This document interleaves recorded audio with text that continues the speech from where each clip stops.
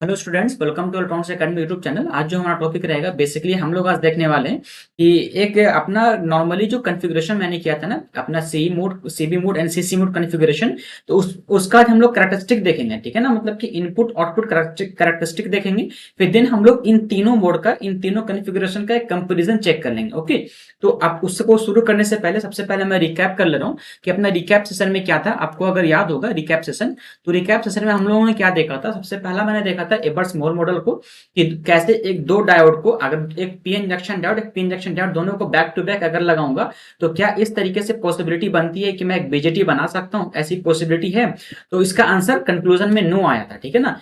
क्यों ऐसा नो आया था? क्यों? क्योंकि सबसे पहले अपने को क्राइटेरिया पता है कि कोई एक बीजेटी होने के लिए उसको, अगर कोई एक मान लो सपोज कोई एक सेमीकंडक्टर बीजेटी कब बनता है, जब उसका एरिया, मान लो सबसे पहले एरिया जो होगा ना, वो एरिया हर हाल में कलेक्टर रीजन का ग्रेटर होगा as compare to emitter region, as compare to base region, है ना। यानी कलेक्टर रीजन का जो एरिया होना चाहिए वो हर हाल में बड़ा होना चाहिए, और सबसे छोटा जो एरिया होना चाहिए वो बेस रीजन का होना चाहिए। फिर सेकंड जो कंडीशन था कि डोपिंग का जो लेवल था ना, डोपिंग कंसेंट्रेशन, वो डोपिंग कंसेंट्रेशन अपना इमिटर रीजन का वो हाई होना चाहिए as compare to collector, as compare to base. Okay ना। तो ये हमारा डोपिंग का क्राइटेरिया था। ये दो क्राइटेरिया अगर होता है तब हम उस चीज को हम लोग बीजेटी की तरह ट्रीट करा सकते हैं। ओके, बट मैंने जब दो डायोड को, इबर्समोल मॉडल ने क्या बोला कि जब दो डायोड को एक्सेप्ट, दो डायोड को लगाओगे ना बैक टू बैक, तो हम लोग एक ट्रांजिस्टर की तरह ट्रीट करा सकते हैं। देखिए आपको याद होगा कि कोई भी ट्रांजिस्टर जो होता है वो पीएनपी ट्रांजिस्टर हो जाए या फिर एनपीएन ट्रांजिस्टर होगा, ठीक है ना। कुछ भी, दोनों में से कुछ भी हो सकेंगे। दो टाइप्स का ट्रांजिस्टर होता है, पीएनपी एंड एनपीएन। ओके, तो एक मैंने ब्लॉक लिया था, आपको अगर याद होगा कि मैंने क्या किया कि ऐसा मान लो, सपोज कर लो कि पी एन और फिर एन पी, है ना, एक और ले लो। तो मैंने क्या किया कि दो डायोड को बैक टू बैक कनेक्शन किया एंड मैंने एक ट्रांजिस्टर बनाया। बट यहाँ पे हमारे साथ क्या इश्यूज आ रहे थे, क्या इश्यूज आया कि जो अपना जो बेस रीजन था ना, मान लो सपोज कर लो ये हमारा इमिटर रीजन होगा, ओके ना, ये हमारा कलेक्टर रीजन है, एंड देन यहाँ रेस्ट जो बचा वो हमारा बेस रीजन हुआ। बट आपने क्या देखा कि यहाँ पे जो बेस का एरिया वो इंक्रीज कर जाता है। तो पहला रीजन तो ये हो गया कि हम लोग एज अ ट्रांजिस्टर दो डायोड को बैक टू बैक लगा के यूज नहीं कर सकते। पहला रीजन क्यों? क्योंकि उसका बेस जो है ना वो बेस इंक्रीज कर सकता है, बट मुझे चाहिए कि बेस का जो एरिया होना चाहिए वो कम होना चाहिए। ठीक है, पहले रिक्वायरमेंट का पहला इशू। सेकंड जो था कि आपने जब पी जंक्शन डायोड बनाया था, जो मान लो पी जंक्शन डायोड है, तो इसका जो डोपिंग किया था आपने, ये भले ही आपने क्या किया कि एक साइड एसेप्टाइल इम्प्योरिटी का डोपिंग किया, एक साइड डोनर इम्प्योरिटी का डोपिंग किया, लेकिन आपको ये तो पता है कि दोनों का डोपिंग जो था वो लेवल लगभग सेम था। ओके, बट यहाँ पर अपने को क्या देगा कि दोनों का डोपिंग लेवल सेम है ना। तो एक पी जंक्शन लोगे तो पी जंक्शन का चाहे तो पी साइड वाला डोपिंग एंड इन साइड का डोपिंग, दोनों का डोपिंग इक्वालिटी होगा। सिमिलरली अगर दूसरा पी जंक्शन डायोड लोगे तो सेम वही प्रॉब्लम रहेगा। तो यहाँ पे क्या हो रहा था कि जो अपना इमिटर रीजन था, ठीक है ना, इमिटर रीजन में जो डोपिंग था, हमको क्या चाहिए, हमें हाई चाहिए doping level as compare to collector, as compare to base. But यहाँ पे कंडीशन क्या होता है कि यहाँ पे सारे में जो डोपिंग लेवल था वो इक्वल इक्वल इक्वल डोपिंग किया हुआ था। तो दूसरा रीजन हमारा ये हुआ, इसके कारण से हम लोग नहीं बना सकते थे। तो इबर्स मॉडल आया, जो इबर्स मॉडल ने कहा कि मैं बना सकता हूँ। मैं कैसे बनाऊंगा? मैंने करंट कंट्रोल सोर्स लगाऊंगा, ठीक है ना, डिपेंडेंट करंट सोर्स लगाऊंगा। तो उन्होंने एक डिपेंडेंट करंट सोर्स लगाया था, एक इन्वर्टेड मोड, एक नॉर्मल मोड में, दो तरीके मोड में करवाया था। फिर दोनों का मैंने कंबाइंड स्ट्रक्चर बनाया था, कंबाइंड सर्किट डायग्राम मैंने बनाया, किस तरीके से हम लोग बना सकते हैं एज अ बीजेटी की तरह, ठीक है। तो अपने को उस पर नहीं जाना, इबर्स मॉडल को फिर से रिकॉल नहीं करना, ठीक है, पर समझो कि किस तरीके से बनाया जाता है। ओके, तो पहला क्वेश्चन यहीं से बनता है कि क्या बनाया जा सकता है दो डायोड को बैक टू बैक कनेक्ट करके। तो आंसर होगा नो। रीजन पूछेगा क्यों? क्योंकि बेस का एरिया बढ़ जाता है। सेकंड, जो डोपिंग लेवल होना चाहिए, डोपिंग लेवल जो होता है वो मेंटेन नहीं कर पाता है। ओके, फिर हम लोगों ने क्या पढ़ा, अर्ली इफेक्ट के बारे में पढ़ा था, जिसमें एक बेस विथ मॉड्यूलेशन टॉपिक आया था। ओके, तो अर्ली इफेक्ट क्या होता था ना कि एक मान लो कोई ट्रांजिस्टर को अगर मैं एक्टिव मोड में रखूं, अगर मैं एक ट्रांजिस्टर को एक्टिव मोड में रखूं, इसका चार मोड ऑफ ऑपरेशन था, एक्टिव हो गया, सैचुरेशन हो गया, कट ऑफ हो गया, एंड देन रिवर्स एक्टिव हो गया। ओके, एक्टिव मोड में जनरली हम लोग इसको एज एन एम्पलीफायर की तरह ट्रीट कराते हैं, ठीक है। And cut off and saturation हम लोग स्विच की तरह कराते हैं, एंड एटीन्यूएटर जो अपना रिवर्स एक्टिव होता है ना, उसमें हम लोग एटीन्यूएटर की तरह यूज करते हैं। ओके, जिसमें हम लोग इंपेडेंस मैचिंग वगैरह करते हैं। ओके, तो ये मैंने टॉपिक्स को डील किया था। तो अगर मुझे एक ट्रांजिस्टर को एक्टिव मोड में रखना पड़ेगा, तो मुझे सबसे पहले जो इमीटर जंक्शन होता है ना उसको फॉरवर्ड बायस करना पड़ेगा, एंड जो कलेक्टर जंक्शन होता है उसको हमें रिवर्स बायस करना पड़ेगा। ये हमारा क्राइटेरिया था, ठीक है। तो फॉरवर्ड बायस तो ठीक है, एक नॉर्मल डायोड की तरह ट्रीट करेगा। जैसे मैं रिवर्स बायस करूंगा, यानी जो कलेक्टर जंक्शन होता है उसको अगर मैं रिवर्स बायस करूंगा तो वो ठीक है, एक्टिव मोड में चला गया। लेकिन मैं चाहता हूं कि रिवर्स बायस वोल्टेज को और बढ़ाऊं, ठीक है। तो जैसे जैसे मैंने कंक्लूजन लास्ट में क्या देखा था कि जिस तरीके से मैं रिवर्स बायस वोल्टेज को बढ़ाऊंगा, उस तरीके से जो डिप्लेशन विड्थ है ना वो बेस की तरफ मूव कर रहा था। आपको मैंने एक टॉपिक दिया था, मैंने एक वर्ड यूज किया था कि जैसे जो डोपिंग का जो डिप्लेशन रीजन होता है ना, वो डिप्लेशन रीजन इंक्रीज करेगा। किधर इंक्रीज करेगा? जिधर डोपिंग लेवल, डोपिंग कंसेंट्रेशन कम होगा ना, डोपिंग का जो लेवल होता है, डोपिंग लेवल जिधर कम रहेगा उधर डिप्लेशन विथ ज्यादा मूव करेगा। ठीक है, मैं ये कंक्लूजन दिया था, विथ फॉर्मूला दिया था बहुत सारा। मैंने फिर एक तरह का चार्ज यूटिलिटी कॉन्सेप्ट से भी मैंने इसका सॉल्यूशन दिया था कि देखो किस तरीके से ये मूव करता है। ओके, तो ये मैं एक फॉर्मूला बताया था। तो आपने क्या देखा, जैसे मैंने रिवर्स बायस वोल्टेज को इंक्रीज किया तो अपना जो डोपिंग का जो डिप्लेशन रीजन होता है ना वो बेस की तरफ मूव करने लगता है,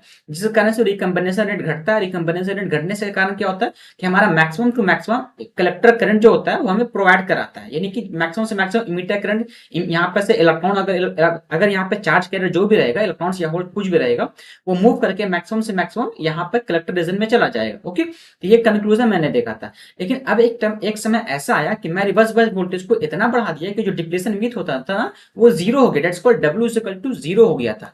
W is equal to zero हो गया था। तो इस कंडीशन में क्या होता है कि पंच थ्रो का कंडीशन, मतलब पंच थ्रो का एक तरह का कह लो कि पंच थ्रो हो जाने लगता है। ठीक है, तो पंच थ्रो वाला कंडीशन में याद कर लेना। तो वो अपना मैंने प्रोसेस बताया था किस तरीके से पंच थ्रो प्रोवाइड होता है, यानी डब्ल्यू अगर with up depletion region zero हो जाएगा, डेट्स कॉल्ड पंच थ्रो हो गया। ओके, तो ये मैंने कुछ टॉपिक्स को डील किया था। तो आज का जो हमारा वीडियो का टॉपिक रहेगा, मैं बताया पहले वीडियो के स्टार्टिंग में बताया कि आज हम लोग क्या करेंगे कि इनपुट आउटपुट कैरेक्टरिस्टिक देखेंगे अपना कॉन्फ़िगरेशन का। Common mode, common base, common collector का इनपुट आउटपुट कैरेक्टरिस्टिक देखेंगे।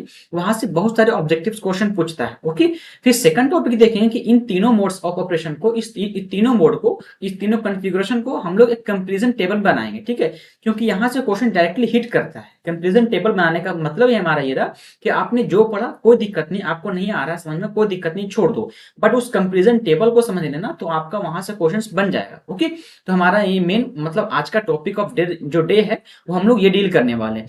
तो चलो फिर स्टार्ट करते हैं। आज का जो टॉपिक हमारा टॉपिक क्या करेंगे हम लोग, आज सबसे पहले देखेंगे कि इनपुट आउटपुट कैरेक्टरिस्टिक क्या होता है ना। तो हमारा जो टॉपिक है, क्या टॉपिक है, input and then output characteristic, है ना, कैरेक्टरिस्टिक्स। ये हमारा आज का टॉपिक है। इनपुट आउटपुट कैरेक्टरिस्टिक क्या होता है वो हमको समझना है। तो आपको पता है कि तीन मोड ऑफ ऑपरेशन होता है, जो तीन मोड ऑफ कॉन्फ़िगरेशन होता है। सबसे पहला common base, common emitter, then common collector. तो मैं यहाँ पे नॉर्मली लिख दे रहा हूँ कॉमन इमिटर, ओके ना, सॉरी पहले लिख रहा हूँ कॉमन बेस, फिर सेकंड लिख रहा हूँ कॉमन इमिटर, फिर नेक्स्ट लिख रहा हूँ मैं, नेक्स्ट थर्ड वन जो लिख रहा हूं मैं कॉमन कलेक्टर लिख रहा हूं। ठीक है, इन तीन कॉन्फ़िगरेशन मैंने सेट किया था। एक में मैंने बेस को कॉमन किया इनपुट आउटपुट के टर्म में, फिर मैंने एक में इमीटर को कॉमन किया इनपुट आउटपुट टर्म में, फिर देन मैंने एक में कलेक्टर को कॉमन किया इनपुट आउटपुट का टर्मिनोलॉजी में। ओके, तो वहां से हमारा अल्फा बीटा गामा निकला था। आपको याद करो वो कॉन्फ़िगरेशन वाला टॉपिक याद करो कि यहाँ से अल्फा मिला था, फिर गामा मिला था, अल्फा हो गया, यहाँ से बीटा गेन था, यहाँ से गामा गेन था। ये मैं एक रिलेशन में बताया था कि अल्फा बड़ी 1 minus alpha is equal to क्या होता है, बीटा होता है, and gamma is equal to क्या होता है, 1 प्लस बीटा होता है। मैंने ये दो तीन इक्वेशन बताया था, बाकी अल्फा का वैल्यू फार्मूला बताया था, सिमिलरली बीटा का फार्मूला बताया था, सिमिलरली मैंने गामा का फार्मूला बताया था। ठीक है, ये सब कॉन्सेप्ट सारा याद करो, यहाँ पे सारा मतलब मैं यूज करूंगा। ओके, चलते हैं आगे बढ़ते हैं एंड स्टार्ट करते हैं। सबसे पहले कॉमन बेस कॉन्फ़िगरेशन का ये पहला टॉपिक मैं देता हूं, common common base configuration. Okay ना, कॉन्फ़िगरेशन, इसका हम लोग क्या देखना, सबसे पहले कैरेक्टरिस्टिक्स देखना है। ठीक है ना, तो आपको याद होगा फिगर, फिगर किस तरीके से बनता है, तो एक बार बना दे रहा हूं फिगर, एक फिगर बनाऊंगा, बाकी आपको मेंटेन करके रखना है। ठीक है, वेट करना थोड़ा सा, मैं तुरंत फिगर बना दे रहा हूं इसका।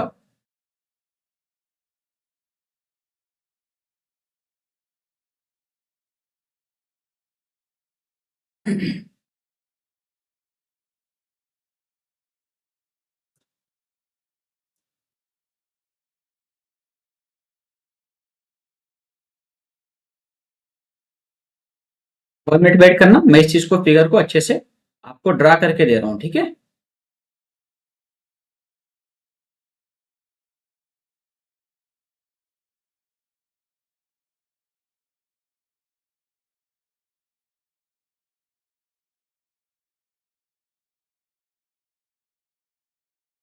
ठीक है, ये हो गया। मैं बना रहा हूं सबसे पहले कॉमन बेस, है ना, मतलब बेस को मैं कॉमन रख रहा हूं। परफेक्ट, तो ये हमारा हो गया। सबसे पहले ये जो टर्मिनल हमारा होगा, इस टर्मिनल को हम लोग कहेंगे इमीटर टर्मिनल। ठीक है ना, इमीटर देन अपना हो गया कलेक्टर एंड देन अपना हो गया ये base. Okay, three terminal device है, ये आपको पता है थ्री टर्मिनल डिवाइस है, इसको करंट कंट्रोल डिवाइस भी कहते हैं। ये इसको हम लोग बीजेटी को हम लोग एज एन एम्पलीफायर भी यूज कराते हैं, एज एन स्विच भी यूज कराते हैं। तो सारा जो रीजन मैं उस वाई का आंसर भी इस वीडियो में दे दिया हूँ, सारे वीडियो में मैं कंक्लूड कर दिया हूँ कि मैं इसको करंट कंपोनेंट, हमारा जो करंट जो होता है ना इसमें करंट कंट्रोल डिवाइस क्यों कहते हैं, क्यों, क्योंकि इसको करंट को कंट्रोलिंग करते हैं बेस के थ्रू, है ना। आपने पढ़ा, आपने जैसे करंट कंपोनेंट देखा था, तो बेस के में क्या हो रहा था, रिकम्बिनेशन रेट हो रहा था, रिकम्बाइन कर रहा था, बहुत सारे होल्स अगर है तो होल्स रिकम्बाइन कर रहे हैं, अगर बगल वाले में मेजोरिटी में इलेक्ट्रॉन्स है तो मेजोरिटी में इलेक्ट्रॉन्स वाले यहाँ पे रिकम्बाइन कर रहा है। तो हम लोग बेस के, यानी बेस को कंट्रोल करके हम लोग करंट को कंट्रोल कर रहे हैं, तो बेस के थ्रू हम लोग करंट का कंट्रोलिंग करते हैं, इसलिए इसे करंट कंट्रोल डिवाइस कहते हैं। ठीक है, सेकंड मैंने बताया था कि ये बाइपोलर जंक्शन ट्रांजिस्टर होता है। बाइपोलर मींस कहने का मतलब यहाँ पे इलेक्ट्रॉन्स एंड होल्स दोनों के कारण कंडक्शन होगा, due two electrons and holes conduction होता है। ठीक है ना, that's why it's called the BJT, bipolar junction transistor. ठीक है ना, बाइपोलर। ओके, तो ये मैंने क्राइटेरिया बताया जहां पर हमारा ये जो टर्म था, ये टर्म कहलाता था हमारा इनपुट, करेक्ट, इनपुट साइड हो गया एंड ये हमारा आउटपुट साइड हो गया, है ना, ये हमारा आउटपुट साइड हो गया। इन दोनों बीच के वोल्टेज जो कहलाता है ना, इस दोनों बीच के वोल्टेज को कहते हैं वी ई बी, है ना, वी ई बी कहते हैं emitter to base voltage, and इन दोनों बीच के वोल्टेज को कहते हैं V C B, voltage collector to base. Okay, ये हो रहा था। अब इसमें इमीटर रीजन कौन है, कलेक्टर रीजन कौन है, तो आप देख ही रहे हो यहाँ पे कौन इमीटर कौन कलेक्टर, अपने को उस पे नहीं जाना। अब डायरेक्टली मैं चलता हूँ, डायरेक्टली किस पे, अपना कैरेक्टरिस्टिक पे चलता हूँ। तो जो इनपुट का कैरेक्टरिस्टिक होगा, आप यहाँ पे नोटिस कर रहे होगे, इसको इस तरह थोड़ा दिख नहीं रहा होगा आपको, देख लो इस तरीके से। ठीक है, हाँ, आपने यहाँ पे क्या देखा कि इनपुट का कैरेक्टरिस्टिक निकालना है, दो कैरेक्टरिस्टिक होता है, एक इनपुट एक आउटपुट होता है। तो इनपुट साइड में देखो, यहाँ पे जो करंट फ्लो हो रहा है वो आई ई हो रहा है, ओके ना, यहाँ पे जो हो रहा है वो आई बी हो रहा है, एंड सिमिलरली यहाँ पे क्या है, यहाँ पे आई सी है। तो अगर आपको इनपुट का एनालिसिस करना होगा तो आप I E and V E B के बीच में आप एक ग्राफ ड्रा करोगे, ग्राफ प्लॉट करोगे, that's for input characteristic. Okay, तो अगर मुझे निकालना होगा इनपुट कैरेक्टरिस्टिक, ठीक है ना, इनपुट कैरेक्टरिस्टिक, ओके, तो मैं किसके किसके बीच निकालूंगा, सबसे पहले मैं निकालूंगा वीईबी वर्सेस ऑफ आईई। ठीक है, ये हमारा दो टॉपिक होना चाहिए कि वीईबी यानी voltage, voltage of emitter to base, है ना, emitter to base voltage plus I emitter current के बीच में मैं जो ग्राफ को प्लॉट करूंगा, that's why it's called the input characteristic. Okay ना, तो हम लोग यहाँ से क्या निकाल रहे हैं, इनपुट कैरेक्टरिस्टिक निकाल रहे हैं। तो समझो इनपुट कैरेक्टरिस्टिक किस तरीके से बनेगा, तो मैं डायरेक्टली बना दे रहा हूँ। आपको एक इक्वेशन पता होगा आई, है ना, यानी इमीटर करंट आपको पता था, मैं बताया हूँ आपको कि आई इज इक्वल टू क्या होता है, डायोड करंट, याद करो diode current, I is equal to I naught of E to the power V upon N V T, है ना, -1। याद है ये फॉर्मूला, जहां पर अपना ये वी है ना, ये वी इज इक्वल टू क्या होगा, अपना V B V E B होगा, है डायोड इक्वेशन याद करो, डायोड का जो करंट इक्वेशन था। ओके, तो e to the power V E B upon N V T -1, ये अपना डायोड इक्वेशन था। एंड इसका जो आपको ग्राफ याद है, ग्राफ किस तरीके से बन रहा था, आपको ग्राफ अगर मैं शो करूं, ये जो ग्राफ जो बन रहा था वो कुछ इस तरीके से ग्राफ बन रहा था। ओके, एंड इसके बीच में ये अपना इस तरीके से शो हो रहा था। 1 मिनट वेट करना, इसको और बेहतर तरीके से बना दो। ठीक है, ये ग्राफ इस तरीके से प्लॉट हो रहा था। आपको याद होगा कि जो अपना बीजेटी पीएन जंक्शन डायोड होता है ना, डायोड का जो फॉरवर्ड बायस होता था, वो फॉरवर्ड बायसिंग का जो कैरेक्टरिस्टिक होता था कुछ इस तरीके से होता था। ठीक है, जहां पर हमारा ये जो करंट होगा वो आई ई होगा, ये आई ई होगा, एंड ये वोल्टेज जो होगा वो वी ए बी होगा। ठीक है, एंड ये जो वैल्यू होगा ना, ये वैल्यू जो होगा at constant V C B, है ना, V C B constant, constant VCB, यानी वीसीबी को कांस्टेंट रखना है। अब ये कांस्टेंट मान लो कि मैंने 5 वोल्ट सेटअप कर दिया, कांस्टेंट वोल्टेज जो मैंने सेट किया वो 5 वोल्ट सेटअप किया। तो सबसे पहले तो कांस्टेंट मतलब कि करना क्या है आपको, करना आपको ये है कि जैसे आपको फिगर देखो, यहाँ पर आउटपुट में जो वीसीबी है ना, इस वीसीबी को कांस्टेंट करना है। कांस्टेंट करने के बाद आप इनपुट को एंड आउटपुट को एनालिसिस, इनपुट वाले करंट एंड वोल्टेज को एनालिसिस करोगे एट कांस्टेंट वीसीबी। ओके, तो कांस्टेंट वीसीबी को अगर कांस्टेंट करोगे, मान लो मैंने 5 वोल्ट पे कांस्टेंट किया, तो अगर आई और वीईबी का जो एनालिसिस करोगे इस डायोड इक्वेशन पे, तो इस तरीके से ग्राफ प्लॉट होता है। ठीक है, आपको इस ग्राफ प्लॉट नहीं करना, ये इस तरीके से आता है। आप प्रैक्टिकल कभी ने किया होगा तो इस तरीके से ग्राफ शो होता है। ओके, अब यहाँ पे एक कंडीशन होता है, एक कंडीशन ये होता है जिसे क्राइटेरिया फुलफिल क्या करता है, आपको मैंने बताया था अर्ली इफेक्ट बताया था, याद करो अर्ली इफेक्ट कंडीशन, या फिर कह लो बेस विद मॉड्यूलेशन समझ लो। ठीक है, तो यहाँ पे क्राइटेरिया क्या आ जाएगा कि बेस विद मॉड्यूलेशन का क्राइटेरिया आएगा। तो यहाँ पे मैं टॉपिक दे रहा हूँ, इफेक्ट ऑफ बैंडविथ मॉड्यूलेशन करो, है ना, base with modulation, base with modulation.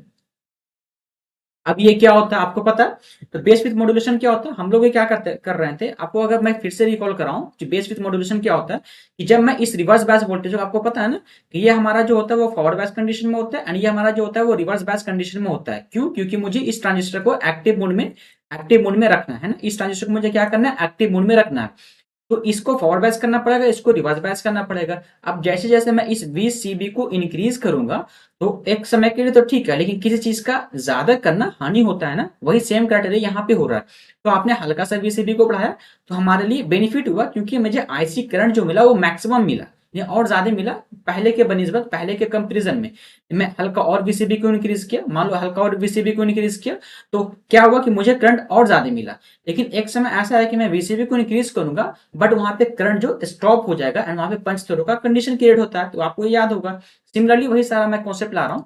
तो आपने क्या देखा कि जो VCB होता है ना, वोल्टेज जो कलेक्टर टू बेस जो वोल्टेज होता है VCB, VCB को जैसे आप इंक्रीज करोगे, है ना, VCB को आपने इंक्रीज किया, तो आपको क्या देगा कि जो बैंडविथ होता है ना, इफेक्टिव बैंडविथ, इन दोनों के बीच का जो बैंडविथ हो रहा था, आपको याद करो बैंडविथ किस तरीके से हो, तो उसको मैं इफेक्टिव बैंडविथ कहा था, याद होगा आपको, इफेक्टिव बैंडविथ। ओके, बैंडविथ जो हो रहा था वो रिड्यूस हो रहा था, W0 याद है, W0, तो अपना रिड्यूस हो रहा था। इससे रिड्यूस होने के कारण क्या होता है, जो रिकम्बिनेशन रेट होता है ना, रिकम्बिनेशन, ये क्या हो रहा था, इसको रेट कह लो ना, रिकम्बिनेशन रेट जो था वो भी डाउन हो रहा था। क्यों? ये सब सारा कंडीशन कहाँ पे हो रहा है, ये सब सारा बेस रीजन में हो रहा है। क्यों? क्योंकि बेस रीजन की तरफ जो अपने डिप्रेशन रीजन है वो इंक्रीज कर रहा है, जिसके कारण से अपना क्या हो रहा था कि effective base with modulation, effective bet जो हो रहा था वो घट रहा था।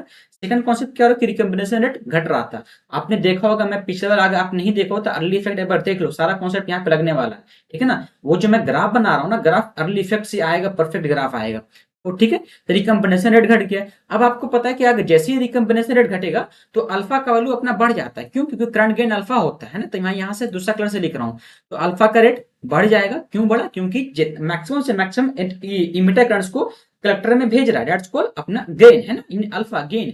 ये अल्फा हमारा इंक्रीज किया है। अब जैसे ही अल्फा इंक्रीज करता है, तो अपना IC इंक्रीज करेगा। आपको पता है IC इंक्रीज करेगा, जैसे IC इंक्रीज किया था, IE अपना इंक्रीज किया था।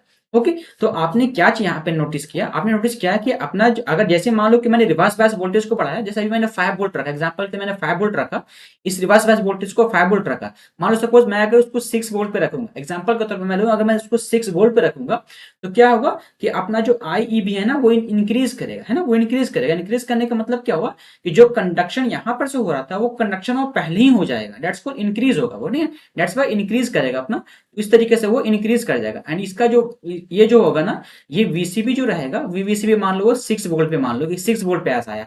सिमिलरली मतलब आपने क्या देखा कि वोल्टेज 5 वोल्ट था, फिर देन 6 वोल्ट था, तो पहले ही कंडक्ट हो जा रहा था। और एग्जांपल ले लो एक, तो मान लो सपोज मैंने VCB का वोल्टेज और कम सेट और ज्यादा सेट किया, परफेक्ट बनाओ इसको अच्छे से, और ज्यादा सेट किया, तो उस कंडीशन में क्या होगा कि इस टाइम जो VCB का वैल्यू होगा ना, वो VCB का मान लो कि 7 वोल्ट होगा, ठीक है। तो आपने क्या चेक किया कि जैसे जैसे मैं VCB को यानी रिवर्स बायस वोल्टेज को इंक्रीज कर रहा हूँ, अपना जो करंट है, करंट करेटिंग यानी करंट जो होता है वो जल्दी इंक्रीज करता है, जल्दी कंडक्ट करता है, ठीक है। यानी कि अपना जो ग्राफ है मूव टुवर्ड्स द ओरिजिन, यानी move towards the Y axis, ये move towards the current axis. Okay, इस तरीके से यहाँ से क्वेश्चन बनता है, ठीक है ना। जब मैं अपना कॉमन बेस कॉन्फ़िगरेशन में अगर मैं रिवर्स बायस वोल्टेज को इंक्रीज करूंगा, तो हमारा ग्राफ जो है वो किस साइड मूव करेगा, ठीक है, क्वेश्चन यहाँ से बनता है, ठीक है। तो आपने देखा क्यों, क्योंकि ड्यू टू अर्ली इफेक्ट, ये आपने देखा। अब जस्ट एक मिनट, आप इसका क्या बनाओ, अब इसका क्या बनाओ आप ना, सबसे पहले अब इसका रिवर्स ये सॉरी आउटपुट कैरेक्टरिस्टिक बनाओ, ठीक है। तो मैं यहाँ पे टॉपिक दे रहा हूँ, सेकंड टॉपिक क्या अपना रहेगा, आउटपुट कैरेक्टरिस्टिक। आउटपुट का शॉर्ट फॉर्म ऐसे लिखते हैं, एंड कैरेक्टरिस्टिक लिखो, कैरेक्टरिस्टिक्स। ओके, आज हम लोगों का काम यही देखना है कि किस तरीके से ग्राफ जो अपना बनता है। आपने लैब में देखा ही होगा कैसे ग्राफ बनाया जाता है, बट यहाँ पे एक प्रैक्टिकल व्यूज देखो, प्रैक्टिकल इल्यूजन मैं क्रिएट कर रहा हूँ आपको यहाँ पर, ठीक है। चलो, रिवर्स बैच का ग्राफ बनाना है, तो जो रिवर्स बैच का ग्राफ बनेगा यहाँ पे शो करो किसके किसके बीच में बनेगा। ये देखो अपना सबसे पहले सर्किट डायग्राम पे हो, तो जो रिवर्स बैच का जो ग्राफ बनना चाहिए वो VCB एंड IC के बीच में बनना चाहिए, यही ग्राफ बनेगा क्योंकि ये आउटपुट में लाई करता है, ठीक है। तो चलो यहाँ पे जो ग्राफ प्लॉट होगा, वो ग्राफ किस किसके बीच में प्लॉट होगा, तो ग्राफ वर्सेस किसके किसके वर्सेस रहेगा, तो जो अपना वर्सेस होगा वो VCB है ना, VCB के versus of I of C, इन इन दोनों के बीच में बनेगा। चलो एक ग्राफ बनाओ, एक ग्राफ ले लो एंड ग्राफ बनाओ, ठीक है। ये रहा परफेक्ट। अब आपको क्या देखना है, आप जो वीसीबी देखा है, आईसी देखा, आपको याद होगा कि जो वीसीबी एंड आईसी की इक्वेशन आपको याद होगा, इक्वेशन में यहाँ पे नॉर्मली याद करा रहा हूँ आपको कि आईसी इज इक्वल टू जो क्या होता था, alpha times of I E plus of I C B E O and I C B naught. Okay, जो आईसी हो रहा था ना अपना, आईसी जो हो रहा था नॉट, मान लो कह रहे हो कि आईसी जो है वो सिंपली लिखो इंडिपेंडेंट ऑफ, आईसी है वो इंडिपेंडेंट ऑफ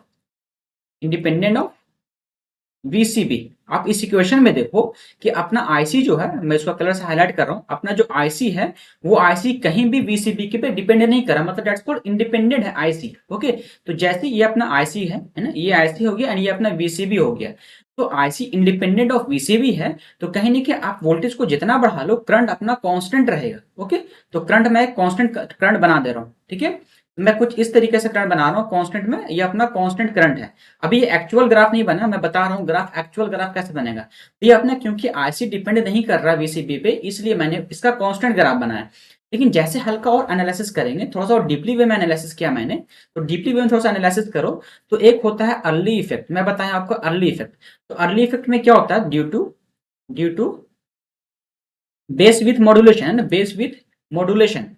अब आपने उसमें क्या देखा कि जैसे जैसे आपने वीसीबी को इंक्रीज किया है ना, वीसीबी को इंक्रीज करने से क्या होता था कि जो इफेक्टिव बेस विथ है ना, इफेक्टिव जो बेस विथ है वो डाउन कर रहा था। याद है आपको, इफेक्टिव बेस विथ जो अपना डाउन कर रहा था, अगर डाउन करने से क्या हुआ कि रिकम्बिनेशन जो रेट होता था ना, रिकम्बिनेशन रेट वो अपने डाउन किया, रिकम्बिनेशन रेट डाउन किया, दैट्स वाई कहने का मतलब हमारा अल्फा जो है करंट गेन वो इंक्रीज किया। अगर अल्फा इंक्रीज किया तो आईसी अपना इंक्रीज करेगा, अगर वो आईसी इंक्रीज किया देन अपना आई इंक्रीज करेगा। ठीक है, वही सेम कॉन्सेप्ट मैं यहाँ पे लिखा हूँ, ये वाला कॉन्सेप्ट देखो कि वीसीबी को मैंने इंक्रीज किया, यानी इफेक्टिव अपना जो कलेक्टर टू बेस वोल्टेज को मैंने इंक्रीज किया, तो इफेक्टिव बैंडविड्थ जो है ना, इफेक्टिव बेस विड्थ जो है यानी विड्थ ऑफ बेस, इसका बेस का जो विड्थ है वो डाउन करेगा, देन रिकम्बिनेशन रेट डाउन करेगा। अगर रिकम्बिनेशन रेट डाउन करेगा दैट्स व्हाई कि अपना अल्फा इंक्रीज कर करंट गेन इंक्रीज किया, तो आईसी इंक्रीज करेगा और आईई भी इंक्रीज करेगा। ओके, तो ये सारा कॉन्सेप्ट यहाँ से आ रहा है। तो आपने क्या किया कि जैसे जैसे वोल्टेज को बढ़ाओगे, तो अभी आपको क्या, आपने क्या एनालिसिस किया कि आईसी इंडिपेंडेंट है, बट यहाँ पे इस अर्ली इफेक्ट के कारण क्या होगा कि आप वोल्टेज को बढ़ा रहे हो ना, तो अपना आईसी भी इंक्रीज कर रहा है। तो एक्चुअल जो हमारा ग्राफ बनता है ना, एक्चुअल ग्राफ कुछ इस तरीके से होता है, आपने देखा होगा इस तरीके से ग्राफ शो होगा। ओके, इसको डाउन करो और यहाँ पर वैल्यू लिखो, ये जो अपना हो गया ना due too early effect. Okay, due too early effect. Okay, ये अर्ली इफेक्ट के कारण अपना ग्राफ जो इस तरीके से कांस्टेंट जाता है। ठीक है, तो यहाँ पे आपने देखा क्योंकि मैं जैसे जैसे वोल्टेज बढ़ाऊंगा हल्का हल्का अपना आईसी जो है वो इंक्रीज करेगा। अब मान लो सपोज कर लो कि आप किसी और को, या फिर ये अपना क्या होगी, ये शिफ्टेड टुवर्ड ऊपर। ठीक है, अब आप जो एक्चुअल जो ग्राफ देखते हो, एक्चुअल ग्राफ कुछ इस तरीके से आपने देखा होगा, मैं रफली बना रहा हूँ, आपने कभी भी नेट पे देखा होगा जो ग्राफ होता है कुछ इस तरीके से बनाता है ना, इस तरीके से इंक्रीज करता है ग्राफ को। तो वही सेम ही ग्राफ है, बट एक्चुअल में ऐसा दिखता है, बट आपको इस तरीके से दिखा जाता है। ये अपना सैचुरेटेड वाला लाइन हो गया। ठीक है, इस तरीके से हमारा इनपुट आउटपुट कैरेक्टरिस्टिक कंप्लीट होता है यानी कॉमन बेस का। फिर नेक्स्ट चलते हैं हम लोग कॉमन इमीटर का एंड देखते हैं कॉमन इमिट कॉन्फ़िगरेशन में क्या क्या कैरेक्टरिस्टिक होता है। ओके, तो यहाँ पे मैं नेक्स्ट टॉपिक दे रहा हूँ, यानी सेकंड नंबर टॉपिक जो है वो कॉमन इमीटर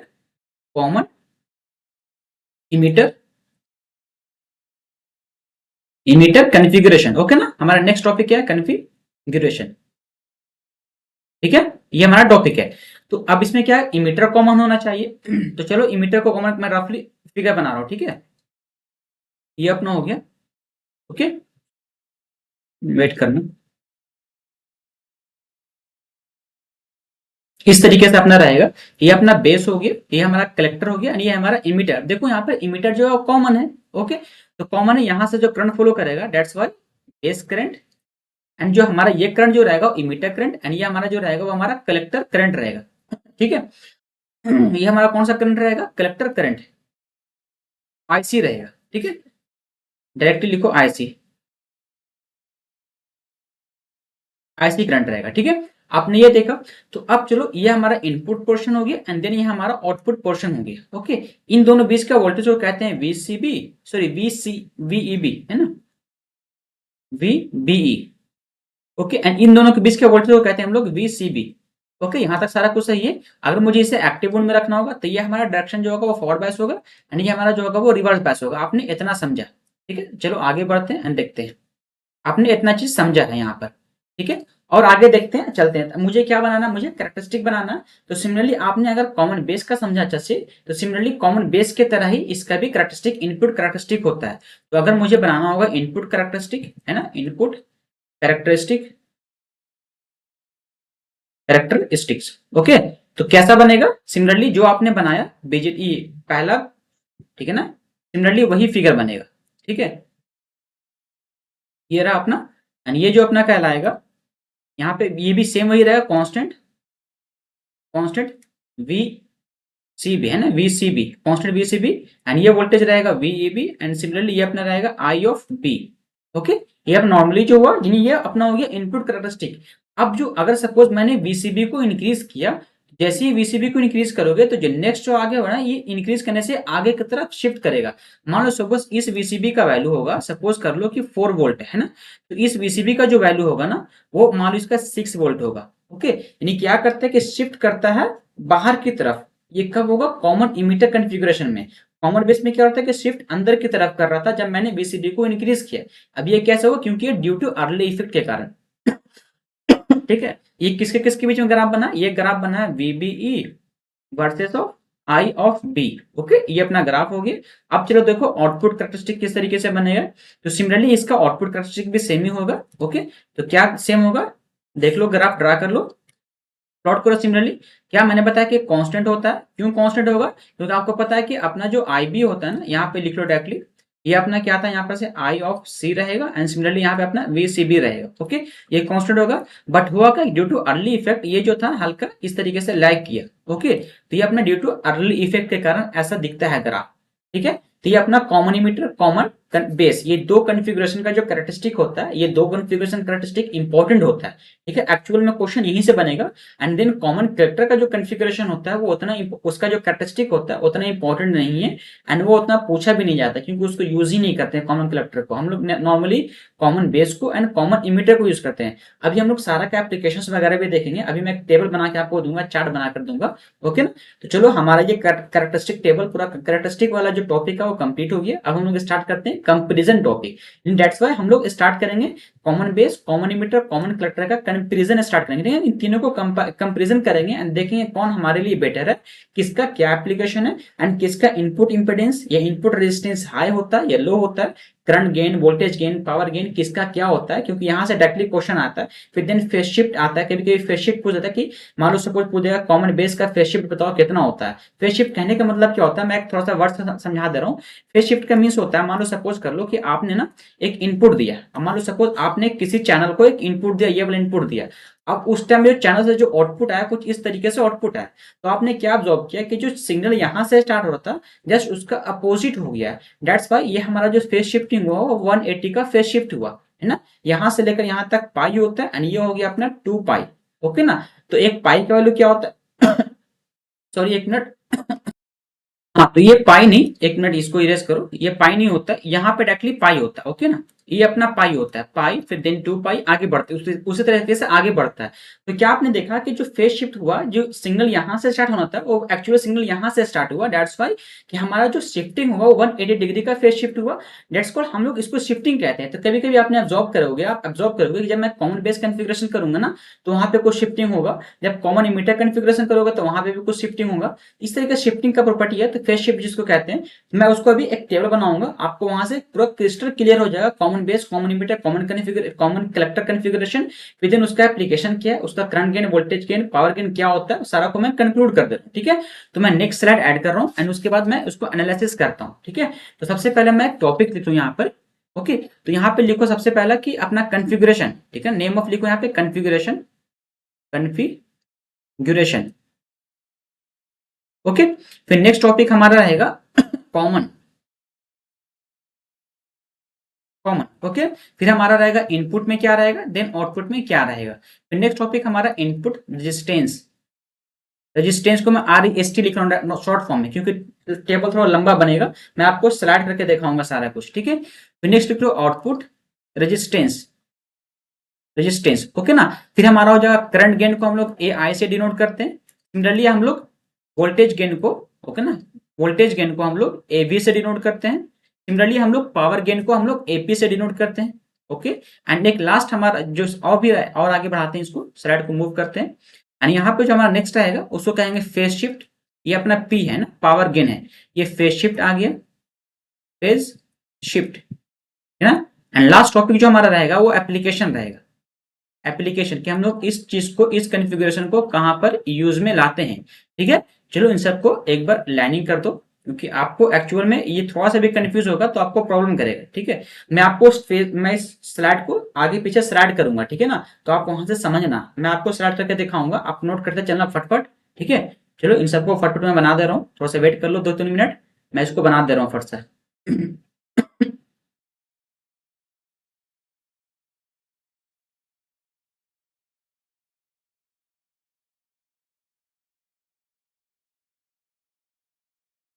ये अपना मैं खास के टेबल बना के दे रहा हूँ ताकि आपको कोई कंफ्यूजन ना रहे। ठीक है, चलो सबसे पहले मैं स्टार्ट करता हूँ, पहला टॉपिक मैं स्टार्ट करता हूँ कॉमन बेस के लिए। ठीक है ना, तो हमारा जो पहला रहेगा वो कॉमन बेस, बेस के लिए जो कॉमन, तो कॉमन बेस है मीन्स कॉमन इसमें क्या रहा है, मतलब कि हमारा इनपुट आउटपुट में दोनों क्या कॉमन रहेगा, बेस रहेगा।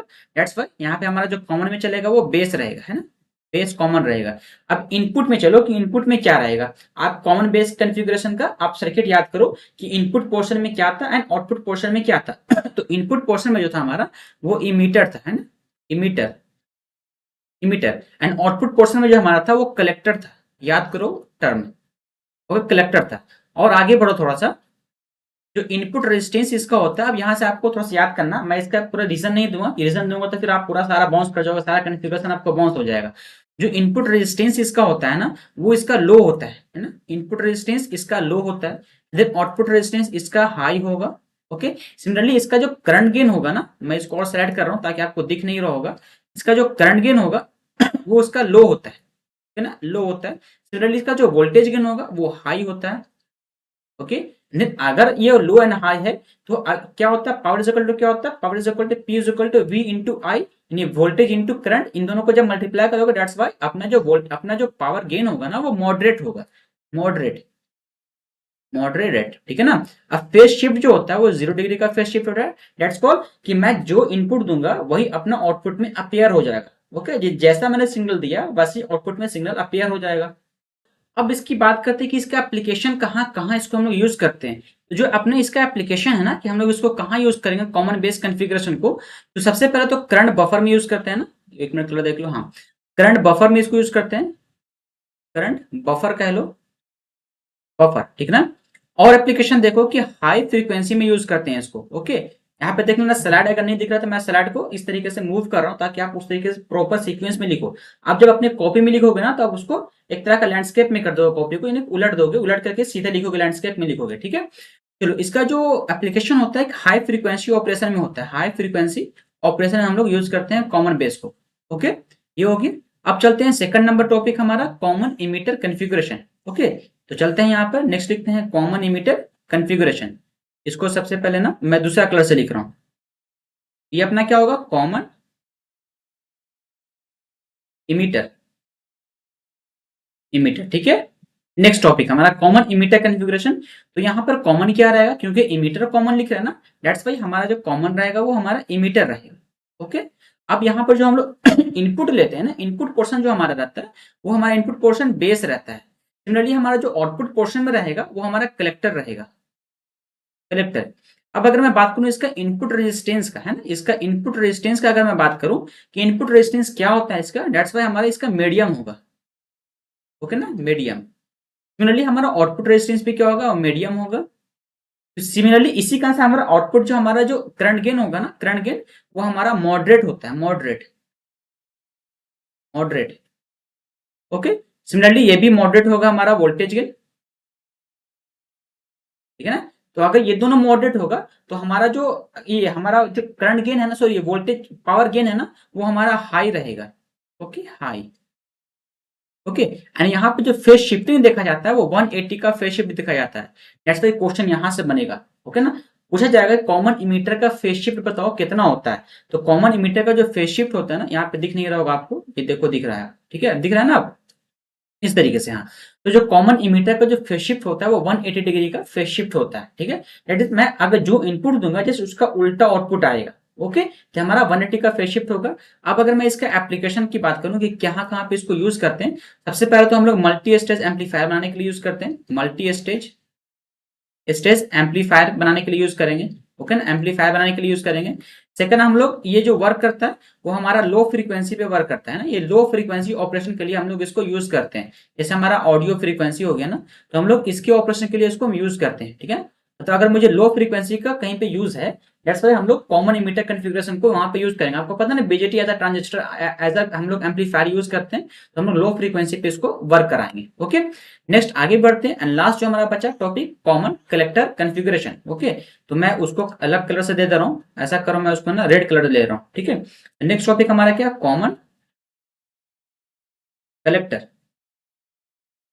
Collector configuration. ओके, तो यहाँ पे हमारा कॉमन क्या रहेगा, हमारा कॉमन रहेगा कलेक्टर। ओके, सिमिलरली यहाँ पे जो हमारा इनपुट साइड में क्या रहेगा एंड देन आउटपुट साइड में क्या रहेगा, इनपुट साइड में हमारा जो रहेगा वो बेस रहेगा, है ना। एंड आउटपुट साइड में क्या रहेगा, हमारा इमीटर रहेगा। ये सब सारा कुछ ना मैं दिखा दिया हूँ आपको, मैं सारा कुछ दिखा दिया, बस मैं इसको कंक्लूड कर रहा हूँ आपके फिगर को सारे को, ठीक है। एंड इसका जो ये हो गया आउटपुट इनपुट, आप इनपुट रेजिस्टेंस चेक करो, इनपुट रेजिस्टेंस कितना होता है ना। इनपुट जो रेजिस्टेंस होता है ना वो उसका हाई होता है, हाई। एंड आउटपुट रेजिस्टेंस जो होगा वो लो होता है। ओके, नेक्स्ट आगे बढ़ते हैं एंड देखते हैं हमारा जो करंट गेन है, करंट गेन जो इसका होगा वो हाईएस्ट होगा या फिर कह लो हाई, कह लो हाई होगा। सिमिलरली हमारा जो वोल्टेज गेन होगा ना, वोल्टेज गेन वो हमारा लो होगा या फिर कह सकते हो लोवेस्ट, है ना, हाईएस्ट लोवेस्ट, लोवेस्ट कह सकते हो, लोवेस्ट कह लो, सीधे सीधे ज्यादा वर्ड रहेगा बेटर, लोवेस्ट। एंड इसको कह लो हाईएस्ट, सबसे हाई रहेगा, हाईएस्ट। ओके, तो इसी कारण से हमारा जो गेन होता है ना, पावर गेन जो हमारा होगा वो मॉडरेट हो जाएगा। इसको स्लाइड करो जैसे, एंड ये जो हमारा होगा वो मॉडरेट होगा, मॉडरेट। यहाँ पे जो शिफ्टिंग होता है वो 0 डिग्री का फेज शिफ्ट होगा, ये 0 डिग्री का फेज शिफ्ट होगा। एंड नेक्स्ट जो इसका जो एप्लीकेशन होगा, आपको पता है इम्पिडेंस मैचिंग वगैरह में करते हैं ना, यहाँ पे तो इम्पिडेंस मैचिंग है ना, इम्पिडेंस इम्पिडेंस मैचिंग। ओके, तो मैंने सारी चीज को कंक्लूड किया। अब मैं ऐसा कर रहा हूँ, मैं इसको थोड़ा छोटा कर रहा हूँ फिगर को, ताकि आप समझ लो थोड़ा सा, ठीक है। देखता हूँ ये छोटा हो रहा है कि नहीं,